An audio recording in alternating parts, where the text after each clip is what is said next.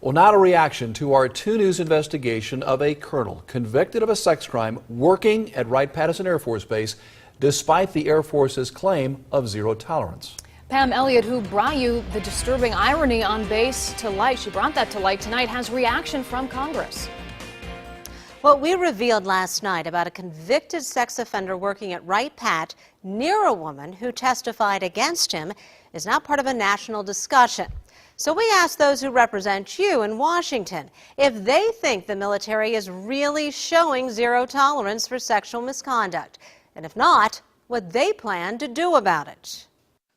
As I pressed Wright-Pat to explain how Colonel Mayan Shaw could continue to perform his duties on base after being convicted of sexual imposition, a civilian who was working near him was seeking answers as well. That woman had testified against Shaw in his sex trial.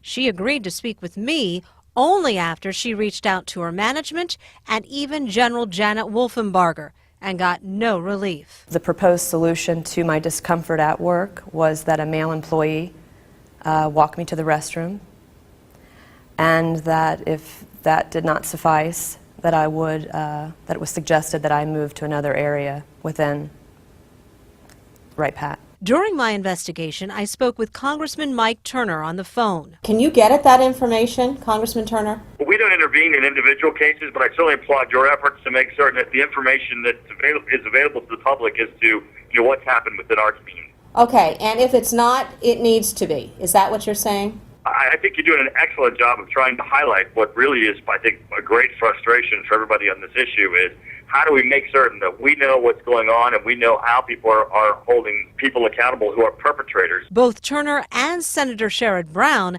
say Congress is working on holding the military accountable for not creating an atmosphere where victims feel safe. People that report sexual crimes against them have to be protected, have to know there's not going to be retribution against them.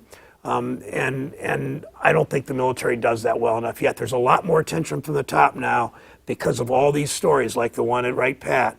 And I think that the country isn't going to allow this kind of thing to continue. Both Turner and Brown say they are considering giving commanding officers less say in dealing with those who commit sex crimes.